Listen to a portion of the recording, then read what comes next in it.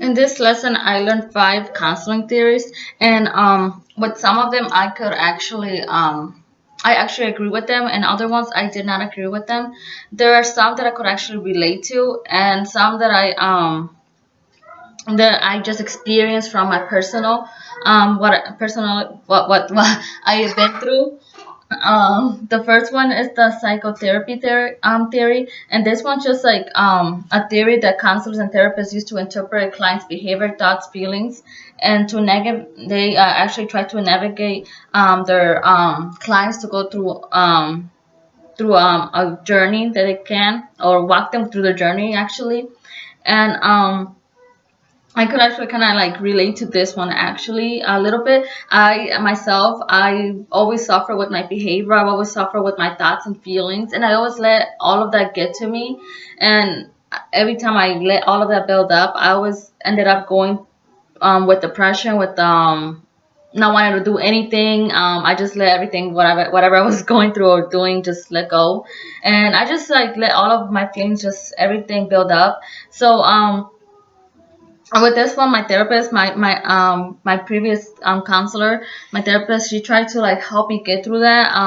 I She always made me write down my feelings. She always made me write down things that could actually help me. She made me imagine a place that will make me feel better. So I know a lot of counselors actually use this theory. I feel like most of them might use this theory to help their clients get through whatever they're going through. And now, the next one I was psycholysis theory, and this one was made by Simon Freud. He believed that there was always unconscious forces that drive our behavior, and that's like your id, your ego, your super ego, and I feel like most of us go through that. Like we are stuck in the middle, like we don't know what to do, and sometimes like it's like you have like one little like something in your shoulder like sitting saying do this, and then the other one's trying to make you like do the correct choice, the wrong choice, and you're just stuck in the middle. And I've always felt that way. I could relate to it because I've always feel like there's something in me, like in my heart, that's saying, I have this feeling, I have this gut feeling, this is not right, this is something's not going right, something's going wrong, or whatever. And then I have like my thoughts, and I always feel like my thoughts is like the one that's trying to like something's talking to me, like trying to make me like not to do the right decision. So it's really hard because I get that sometimes, even myself. So I'm like, I don't know what to do. I don't know like if I should do that. But so I always try to like think it over, and I always try to like picture what's gonna happen if I make that decision compared to the other decision. And I think a lot of us go through that, and I think this theory like a lot of me if I'm a future counselor, and me and myself as a future counselor, I always feel that I will understand people when they respond, or they're trying to tell me something they're going through, and they just feel like they're stuck in the middle, because my whole life I always felt like I was stuck in the middle. So I could like understand with that theory. And the next one is behavioral theory, and it is based on belief that behavior is learned. I wasn't really sure about this one. um I was kind of like again in the middle with it. I feel like behavior, um I mean, I don't know, I feel like behavior could be learned, but then again I feel like if someone, like if a client has gone through something, and I also feel like there's a reason for your behavior. So I mean, there's a reason why you feel the way that you feel. There's a reason why sometimes, like I feel like there's a reason why someone goes through it. I had to sit with this one actually, because I really wasn't sure, but the more I thought about it, I feel like like it could go both ways. Like behavior could be learned, but then again, there's a reason why someone's feeling the way that they're feeling. For example, me as myself, I've been through a lot. um, there was a reason I felt like the way I behave. For example, like I know during discussion, I used the example as my assault. I've always been afraid of men. I was feared man, and that was because of my sexual assault. So any man that I saw, I was afraid, and in my mind and my thought, I was like, my thoughts were come in and would be like, you're gonna get hurt. This guy's trying to hurt you. You know, this is what's gonna happen to you. So my behavior when I would see a man, even my father-in-law, I would just be feared. I would freeze sometimes. I would just like try to like if someone was talking to me, my first like I wouldn't even pay attention. My thoughts, my feeling was just like feared. I'm afraid. I would close down. I would freeze, and there was a reason because of my behavior why I behaved that way. Why I behaved around men. And that's because of my assault. That's because of what I saw. And then again, as a child, I saw my father abuse my mother. My father would try to abuse me. So it built up. So my fear was always man. Like this man's gonna hurt me. This man's gonna do something to me. And even if I had professors, man, or whatever, like it doesn't matter what kind of man it was. It doesn't matter. I always just froze up. I always was afraid, and I had to live myself. Like there's men everywhere, so I had to face my. I would try to face my fear, but at the same time, it was like for me, it was like really hard. So that's why like with this one I wasn't really sure. I mean, I know like counseling and all of that it tries to help, and it helps sometimes. Like they try to help you get through this. They try to help you face that fear. They try to make try to get you through that fear, through whatever you're going through that behavior too. So I would say that I mean, I would go back to maybe behavior it can also be learned, because now, like, if I talk about the present now, with present counseling and everything, and me coming into Christ, I feel like God like has healed me, and my behavior towards men is like different now compared to like a year ago. A year ago, I was afraid. A year ago, I didn't even want to go to school. I didn't want to go to college. And now it's just like I could actually, if someone comes up to me, a guy or anyone, I'll try to talk to them. I think I got better actually. I would talk to them. I'll say hi to them.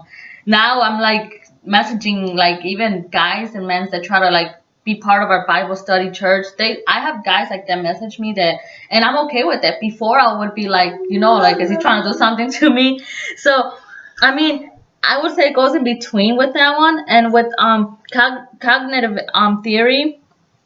I focus on people's thinking and their feelings and their behaviors. So with that one, cognitive thinking, I would say for me, I do feel that thinking, your feelings, your behavior, it can change. It could be changed. It could happen. Um, and that's the most popular, actually, the most popular cognitive theory is very popular. It has helped a lot with mental illness, including anxiety, personality, and even eating and abuse disorders. So I would fall into that category. When I read this one, it took me way back to when I had to like the moment that I myself one time I tried to commit suicide, and I had to go. Actually, I was in therapy, but I was in close, so I had to I forgot what they call. Like those I was like in close therapy, so I mean I was like kind of like locked in. I wasn't allowed, like I was surrounded with people that were actually like facing suicidal thoughts, that were facing eating disorder, and it was really triggering and kind of reminded me like it took me back when I was reading this, when I was like doing my assignment. It just for some reason it brought me back to that place where I was locked up. I only had a window in my room, and that's the only thing I could see. I couldn't even go outside, and I was like, it took me back to like my roommate, and I've seen someone, and for some reason even right now as I think about it, it keeps bringing me back to that moment. So I would say cognitive theory is that, I mean, when I was there, we had to do yoga, we had to do coloring, we had to do a lot of writing, a lot of drawing, we had to do a lot of like group counseling, talking. So I mean, I would feel like other people's feelings. I would understand what other people were going through, because I was going through the same thing. And I mean, I would say it did help me, because after 3 weeks they stopped processing me, and in 3 weeks, like around 3 weeks, they let me go. They said that they actually thought it was like they didn't understood why I was there. They didn't understood why someone like me had to be in that place, because they really, when they would see me, they really wouldn't. They thought that they told my mom they saw someone as I mean, I was a cheerful person there, so I was actually the one that would actually make everyone laugh. I was like the class clown for some reason. I would make everybody laugh. Everyone liked me. Everyone was like sad because I was leaving. They didn't even like wanted me to leave. Like, and I mean, I just recently like found it for like my folder. I still have my folder from like 2013. That was like in 2013, and I found it and everything. And I actually used to write my diary, but for some reason, um, the counselors, the therapists that were there, they worked on that. They work on our thinking, they work on our feelings, and they actually believe that we could like there's something in us that can change. And for them, they saw the results that somehow from day one, I was like the quietest person. I was the shy person. I was the scared person. I brought myself down. So I told myself I'm dumb. I'm so stupid, and then this and that. Like I had all these thoughts in my mind, all these like talking inside of my head that sometimes I've said to myself, I deserve to be here. Like this is what I get, whatever. Like I was putting myself down compared to like the last day. I was like, you know what, like I don't know, like I was actually happy I was leaving. But I was actually also sad because I felt bad for them. I felt like they needed me. That's how I felt myself. And I felt like if I could change myself, my feelings, my behavior, the way that it helped me right away, I felt like I was there, like I needed to help them too. And I would have loved to know how they were doing right now. I would have loved to know if they have made it. So that one's like cognitive theory, and it did help with I did have anxiety also. I after leaving that place, actually I suffered with eating disorder. I brought myself down to eating disorder, but I kept it as a secret. I wouldn't eat and stuff. So I don't know. So now, I mean, I myself, I want to go back. I myself had to get myself through that, and I felt like I don't know, like I went to that place where I was really low, and then I had to bring my own self up. So, but somehow I feel like it could work for cognitive theory. Humanistic approach, that's mostly has to do with helping them in the present, helping their clients achieve their highest potential. It focuses more on on the past on the present thing, and I mean more than the past. So they try to focus on like the behaviors of now. And I'm not really sure if I myself would do that. I feel like